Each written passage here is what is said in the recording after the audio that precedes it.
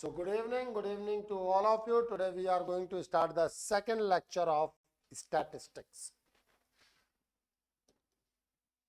आज हम कई चीजों को कॉन्सेप्चुअली पढ़ेंगे, उनके प्रूफ, उनकी चीजों के बारे में हम और आप बातचीत कर रहे हैं। इसलिए नहीं बात कर रहे हैं कि उतने प्रूफ के रूप में हमें जाना है, इसलिए बात कर रहे हैं कि अगर वो लैंग्वेज के टर्म पे हमसे कुछ इधर उधर खेलना चाहें तो हम उसको मैनेज कर पाए। आज जिस कॉन्सेप्ट को हम बात करने जा रहे हैं that is mean, calculation of mean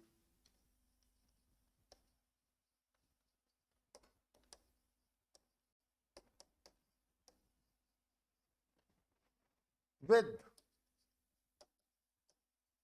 assumed mean.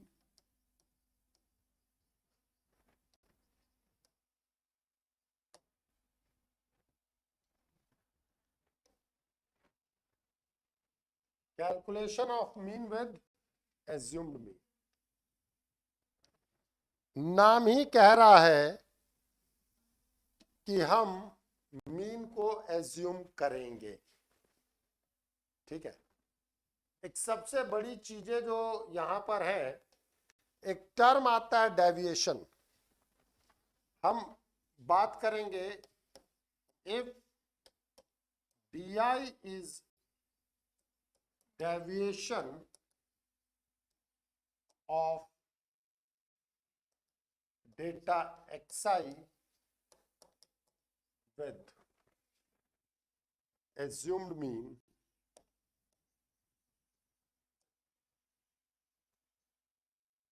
आप स्मॉल ए कह सकते हैं, कैपिटल ए कह सकते हैं, मुझे कोई दिक्कत नहीं। हम यहां कहते हैं late assumed mean is DI। हम कह रहे हैं डेविएशन को। हम बात करते हैं कि डेविएशन का मतलब क्या है। जैसे मान लो कि किसी भी चीज के रिस्पेक्ट में मुझे डेविएशन निकालना है। मान लो कि मुझे डेविएशन निकालना है वंश के सभी मार्क्स का 50 से, तो वंश का जो भी मार्क्स ऑब्टेन्ड होगा -50, English marks -50, Hindi marks -50, physics marks -50, chemistry marks -50।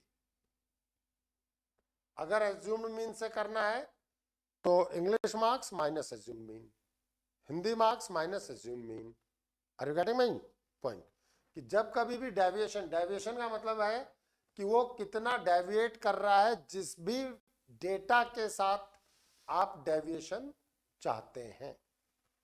ठीक है, तो बेसिकली जो आपका DI होगा वो क्या होगा? XI minus A. Deviation of DI का मतलब हमने कहा deviation of data XI with assumed mean A, तो that is nothing but DI is equals to XI minus A। कोई दिक्कत? लिखते चलो।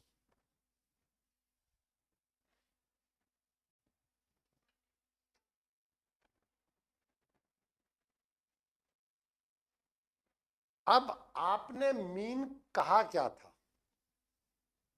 यहां तक नोट कर लिया सबने? हम बात करेंगे what about the mean. Mean होता क्या?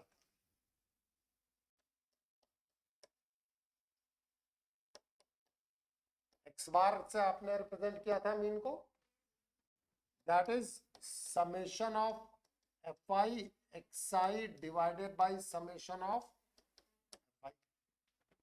और summation of FI is nothing but, अगर total number of observations capital N है तो कैपिटल N हो जाएगा, स्मॉल n है तो स्मॉल n हो जाएगा। अब आप सोचें put XI is equals to A plus DI। आप कहेंगे ये क्या लिख दिया? मैं कहूंगा बेटा आप अपनी डेफिनेशन पे जाओ। डेविएशन की डेफिनेशन है DI is equals to XI minus A। इसका क्या मतलब था? XI is equals to A plus D I. ये बात समझ में आई कि नहीं आई? यस और नो? यही तो आएगा। और इस वैल्यू को हमने यहां पर पुट करना चाहा तो x बार आपके पास आएगा summation of F I A plus D I upon summation of F I, which is nothing but summation of fi into a plus fi into di divided by summation of. Now this x bar can be written as summation of fi into a plus summation of fi into di divided by summation of fi.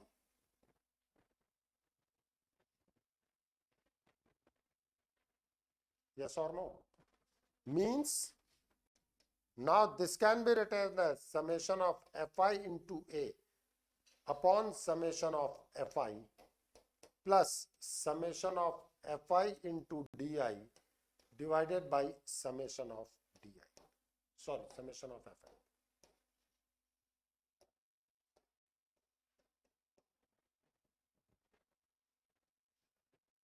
और आप देखें तो a जो है वो constant है, तो summation किस पे जाएगा? fi पे। भाई a कांस्टेंट है ना, जो आपने माना हुआ है, वो i पे डिपेंडेंसी तो है नहीं उसकी, तो वो बाहर आ जाता है। अब ये बचा summation of fi divided by summation of fi plus d bar. यही तो है आपका mean of deviations. This is known as mean of deviations. और ये समेशन एफ आई से summation F I cancel out हो गया।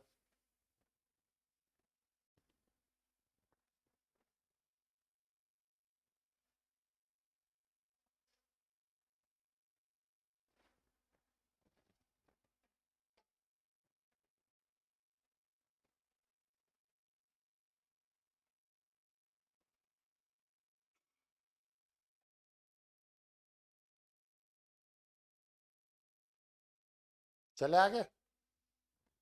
So your x bar is nothing but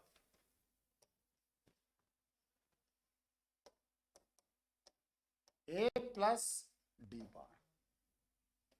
This is mean, this is assumed mean,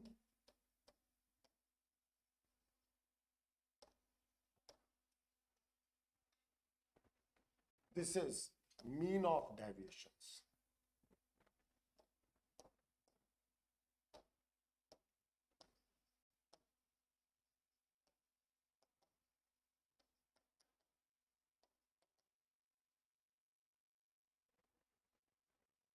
ये बना हमारा formula.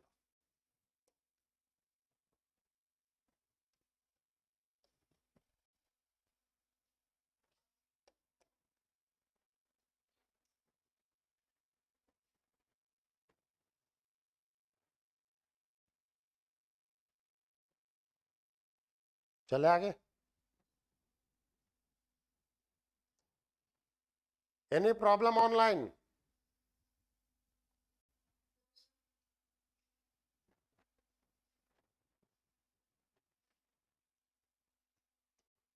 अब हमारी बातचीत होगी find the mean of following data.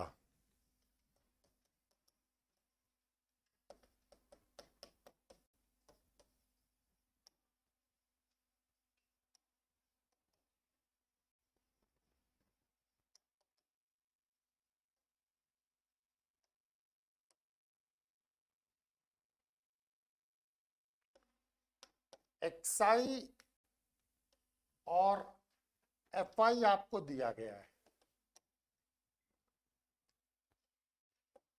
3.5, 4.5, 5.5, 6.5, 7.5, 8.5, 9.5।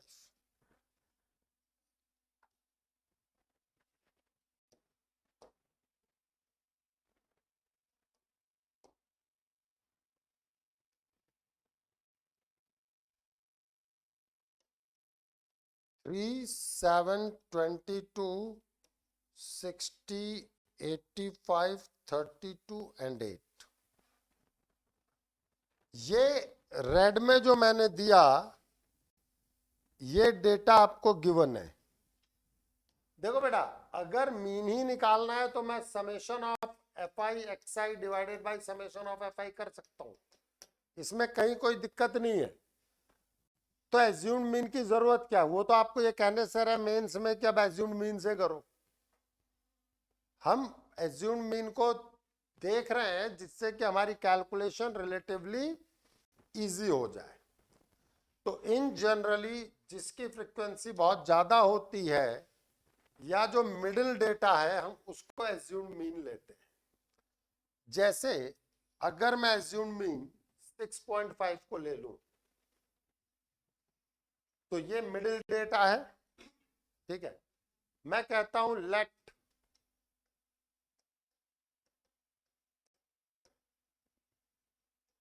Assume mean a is equals to 6.5।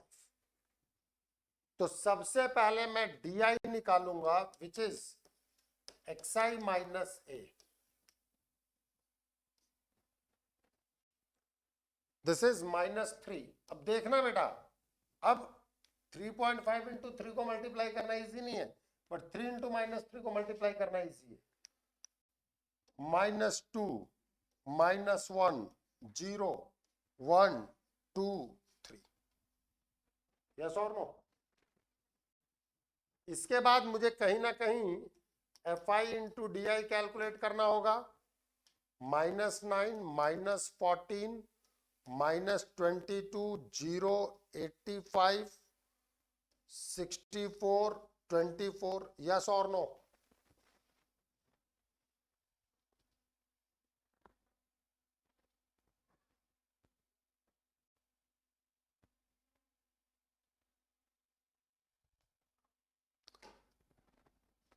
अगर मैं बात करूं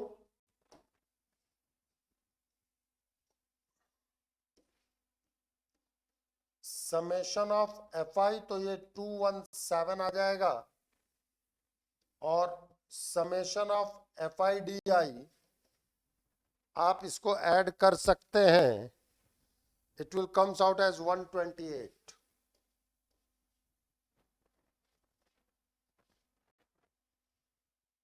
अब मेरे पास जो मीन है that is a plus summation of F I D I divided by summation of fi is 6.5 plus 128 divided by 217, it's approximately 7.09। अब ये कैलकुलेशन हम कर सकते हैं कि नहीं कर सकते हैं, बोलो।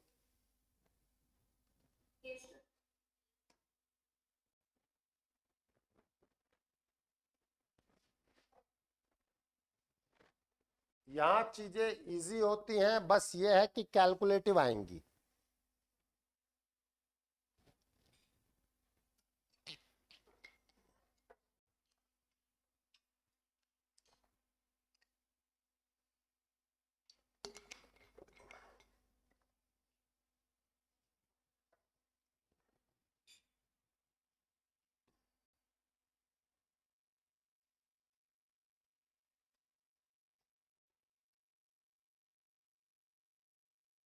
Any doubt in this concept?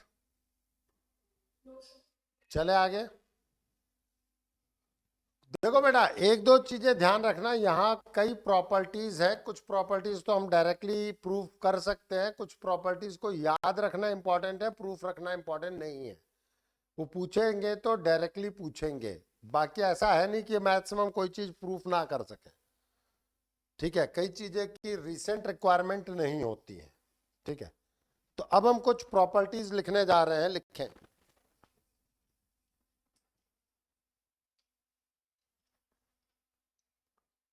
properties.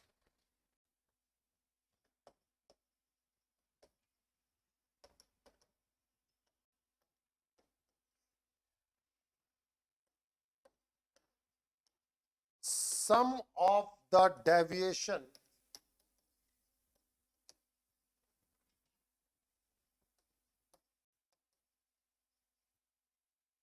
from mean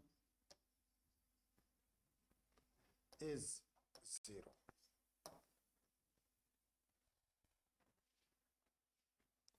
Sum of deviations from mean is 0. ये आप सोच भी सकते हैं. देखो, डेविएशन फ्रॉम मीन का मतलब DI is XI minus X बार. आपका X बार होता क्या है? Summation of FI XI divided by summation of, यही होता है ना. आपसे कहा क्या गया है? सम ऑफ द डेविएशंस, डेविएशंस का सम. मींस अगर मैं बात करूं तो सारे सम, अगर DI की फ्रीक्वेंसी FI है तो FI XI is equals to FI DI. भाई 5000 को 7 बार ऐड करने की बजाय 5000 को 7 से मल्टीप्लाई, यही तो बताया था आपको FI इंटू XI का मतलब.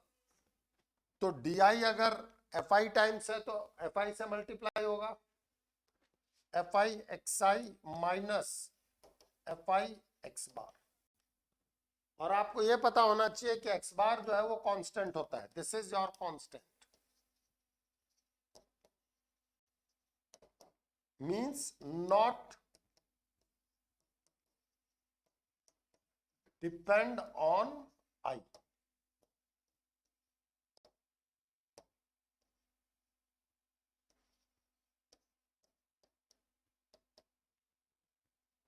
ये है कांस्टेंट का मतलब. तो जब आप बात करेंगे समेशन ऑफ FI DI पे, this will be summation of FI XI minus summation of FI X bar. So this will be summation of FI XI minus X bar common summation of FI. अब आप summation of FI XI को X bar summation of FI लिख सकते हैं कि नहीं लिख सकते, बताएं.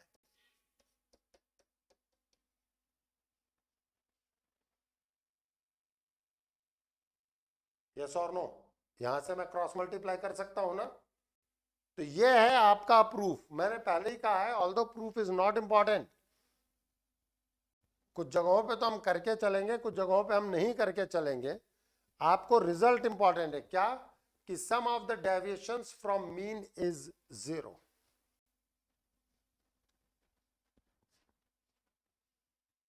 Sum of the deviations from mean is 0.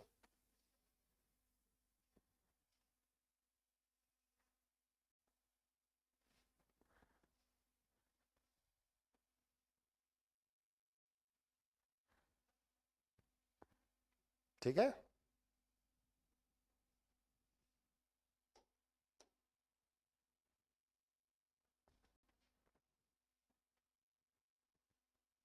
चले आगे. Second point,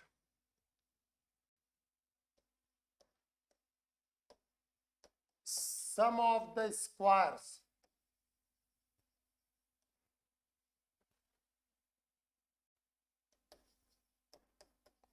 of the deviation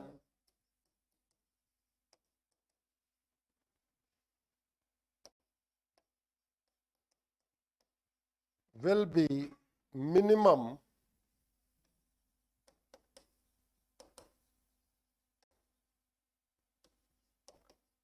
with respect to mean.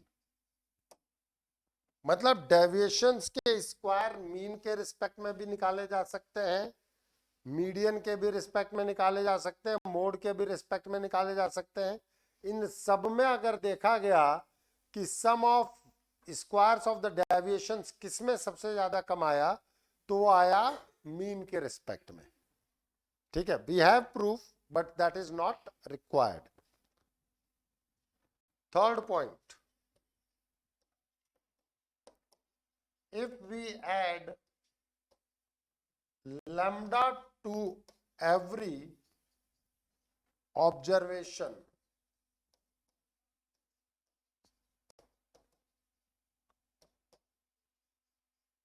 then x bar new is equals to x bar old plus lambda। इन चीजों को देखना और समझना आना चाहिए। क्यों देखना और समझना आना चाहिए? क्योंकि कुछ सेट पैटर्न के साथ वो अगर कोई दूसरा चीजें दें तो आप उसे देख और समझ पाओ। ठीक है, ध्यान देना प्लीज। आपने हर ऑब्जर्वेशन में लैम्डा ऐड किया, means xi new is equals to xi plus lambda। yes or no? आपने सारे ऑब्जर्वेशन में लैम्डा ऐड किया है, मतलब xi में भी आपने लैम्डा ऐड किया है, तो आपके पास आएगा x बार न्यू, ये क्या आएगा, summation of fi xi new divided by summation of fi। summation of fi xi plus lambda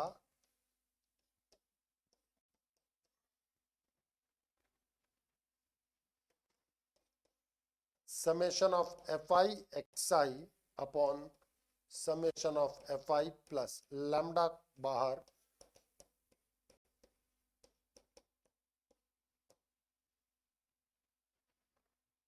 दिख रहा है कि नहीं दिख रहा है? तो स्टेटमेंट वाइज अगर ये सब क्वेश्चंस आए तो इनको थोड़ा सा दिमाग लगाना, ये बहुत इजी क्वेश्चंस रहते हैं, नोट करें, फिर मैं नेक्स्ट उस पे जाऊं।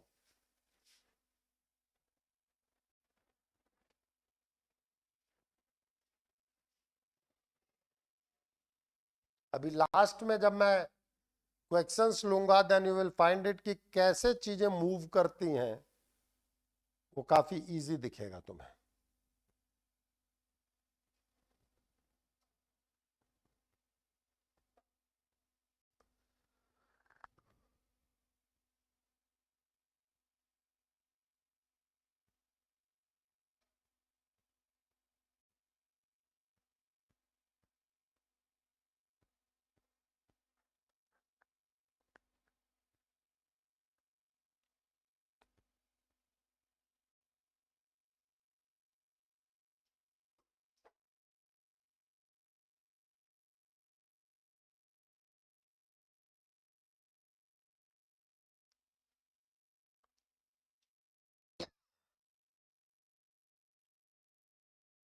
चले आगे। ये वाला जो बचा हुआ है, क्या ये आपको एक्स बार ओल्ड नहीं दिखता?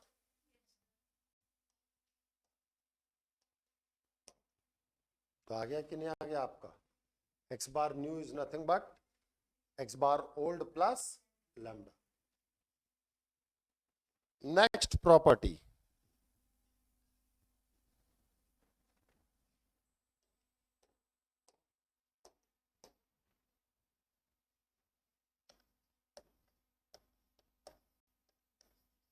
if we multiply every observation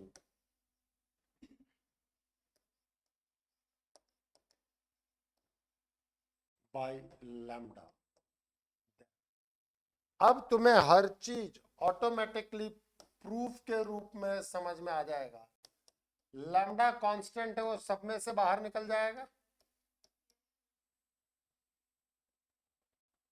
lambda constant है तो सारे ऑब्जर्वेशन से बाहर आ जाएगा, तो x bar new is equals to lambda into x bar old.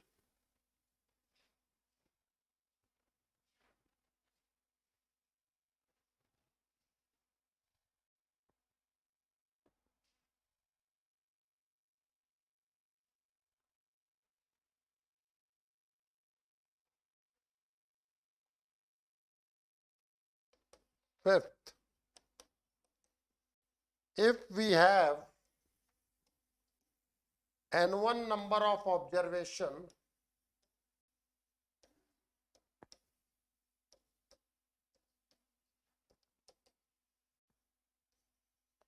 in first series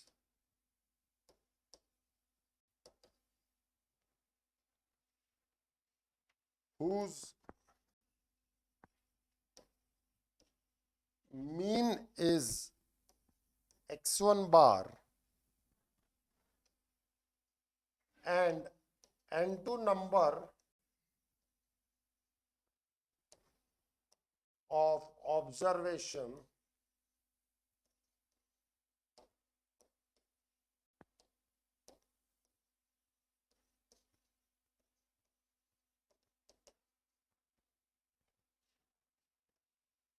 in second series with mean as x2 bar, then mean of combined series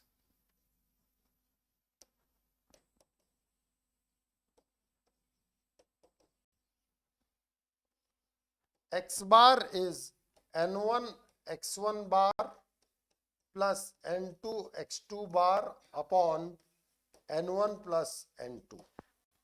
इसी तरीके से अगर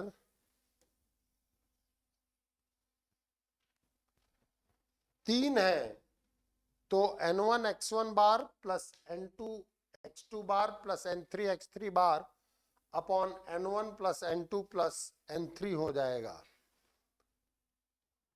चीजों को समझना कि ऐसा क्यों हो रहा है।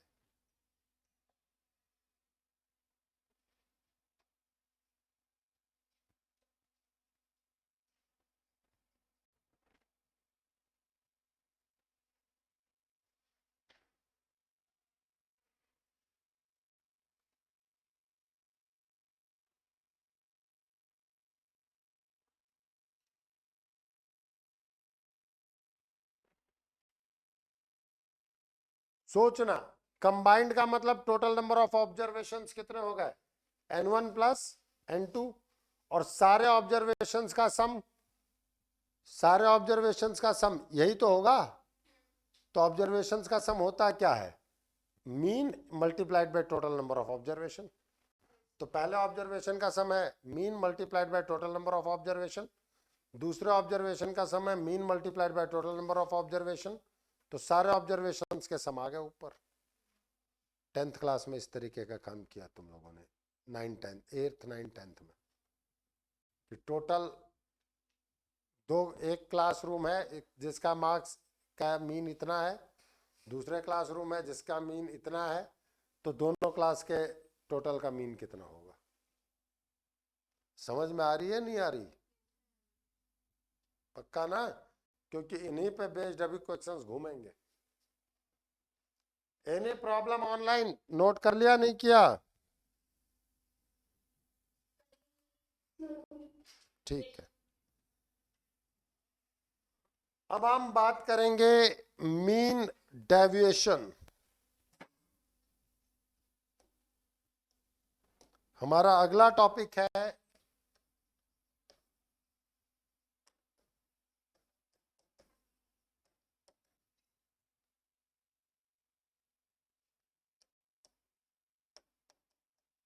with respect to mean।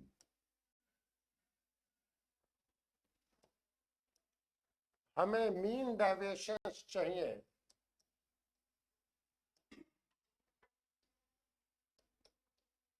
With respect to mean.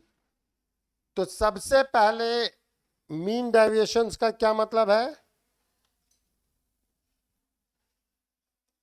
MD mean deviation, x bar means mean के रिस्पेक्ट में। देखो बेटा, इसको डिफाइन किया गया समेशन ऑफ एफ आई। वैसे तो मीन के रिस्पेक्ट में डेविएशंस का सम 0 बता दिया है मैंने, इसीलिए उसको मॉडुलस पे बात की गई।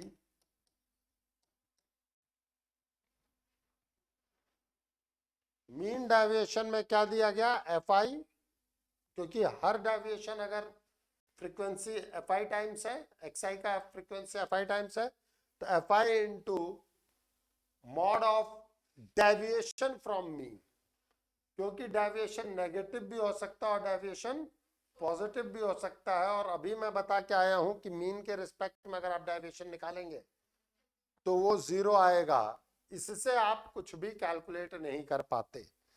जैसे आप कहेंगे कि सर इन चीजों का यूज कहां पे आता है? स्ट्रेट फॉरवर्ड एक दो चीजों को समझना, कौन सा प्लेयर बेस्ट है क्या नहीं है, कौन सा प्रोडक्ट अच्छा है, इन सबको कैलकुलेट करने में इसका बहुत बड़ा रोल है। अगर क्रिकेट टीम में फेयर सिलेक्शन हो, समझना मेरी बात को, विराट कोहली, रोहित शर्मा में किसको हम सेलेक्ट करें? लेट अस सपोज, या रोहित शर्मा कहने की बजाय मुझे चाहिए कि मैं बात करूं कि विराट कोहली और सूर्य कुमार यादव में मैं किसको सेलेक्ट करूं? एक मैच में विराट कोहली ने मारे हैं 49, 3 मैचेस पे मैं बात कर रहा हूं। विराट कोहली ने मारे हैं 49, 50, 51, मीन इज 50, और उसने मारे हैं 0, 50, 100, अगेन मीन इज 50। अब किसको लिया? क्यों? विराट कोहली को लिया जाएगा, क्योंकि उनका mean deviation with respect to mean minimum है। अगर आप केवल मीन डेविएशन, अगर केवल डेविएशंस का सम देखेंगे तो दोनों के लिए 0 आएगा मीन से। लेकिन अगर आप उसका मीन डेविएशन देखेंगे तो मीन डेविएशन विराट कोहली, ये समेशन ऑफ एन जो है, विराट कोहली का कम आया, तो जिसका mean deviation come, that is the consistent player. तो इन चीजों का बहुत बड़ा रोल है। आज आपको लगता है कि ये आप ऐसे ही पढ़ रहे हैं, हकीकत यह है कि इंडस्ट्री में स्टैटिस्टिक्स का बहुत बड़ा रोल है, नोट करते हुए।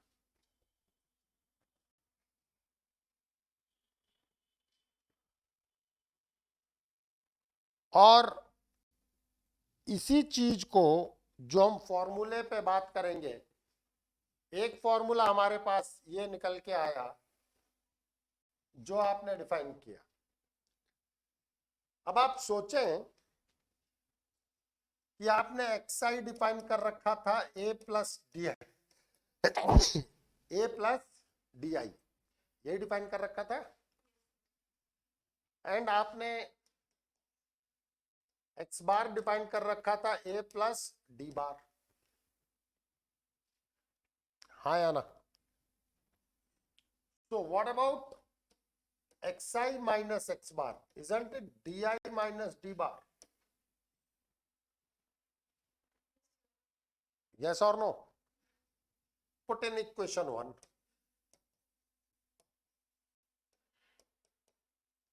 So you will get mean deviation with respect to mean is summation of fi mod of di minus d bar divided by n.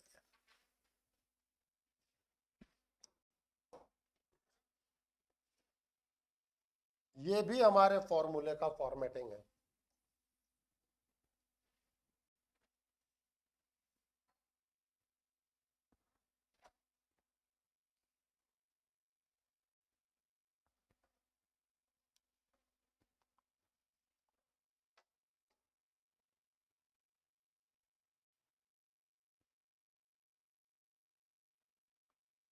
चले आगे।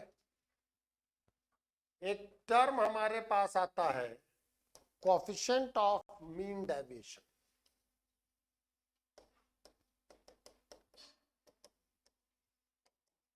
Coefficient of mean deviation, that is mean deviation divided by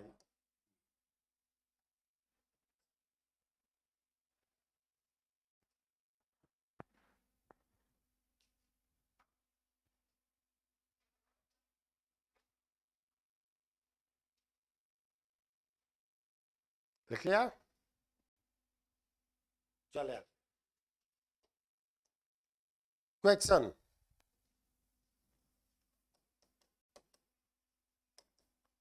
find the mean deviation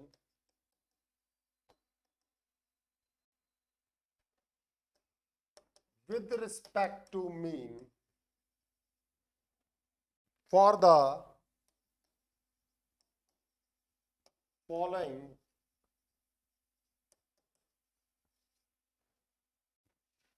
data.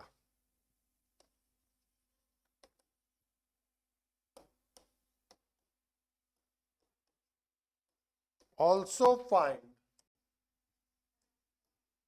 coefficient of mean deviation. Data दे रखा है हमें marks,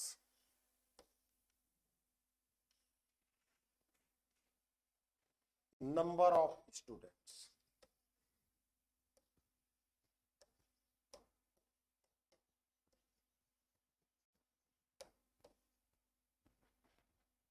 marks number of students का मतलब है आपका एफआई।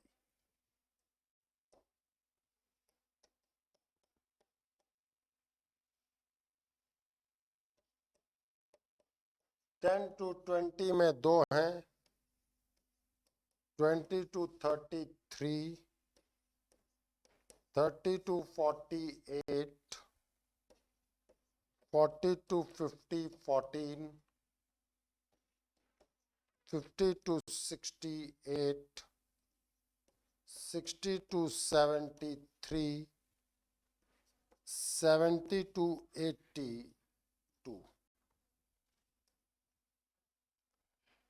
ये आपको कुछ चीजें दी गई।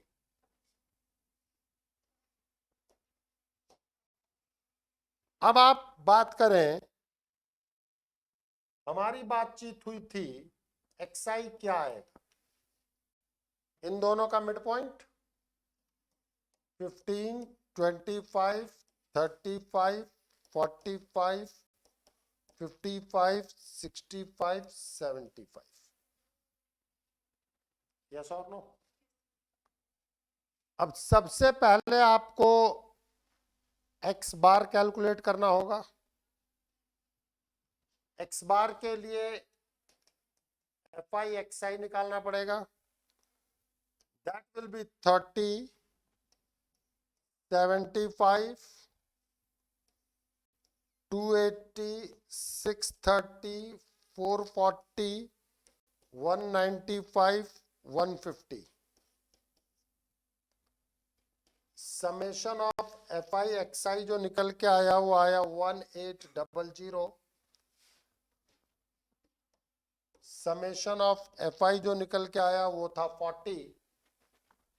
तो जो सबसे पहले मैं कैलकुलेट करूंगा x bar, summation of F I X I divided by summation of F I, it will comes out as 1800 divided by 40 is 45।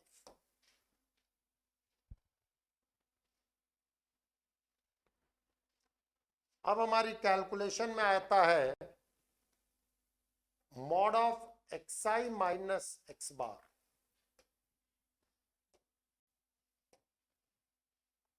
It will 45 minus करो, एक्स बार आपके पास आ चुका, मॉडुलस लगाना है। It will be 30, 20, 10, 0,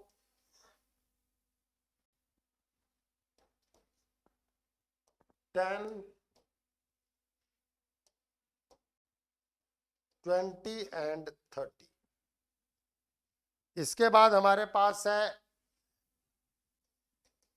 fi mod of xi minus x bar means 60, 60, 80, 0, 80, 60, 60।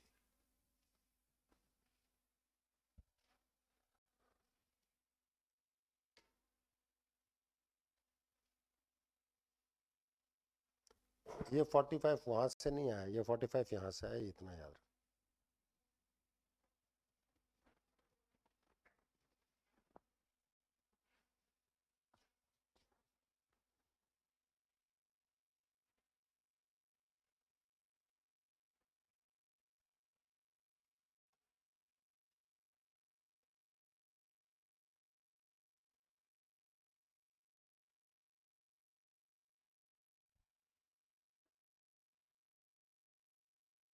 चले आगे।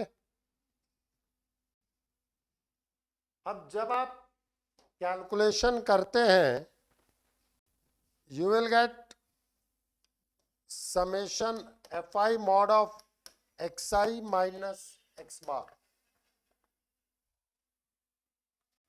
This is your 400. तो mean deviation with respect to mean is summation of fi mod of xi minus x bar divided by summation of fi, that is 400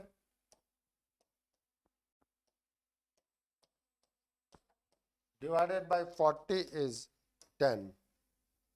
Coefficient of mean deviation, that is mean deviation, या with respect to mean है,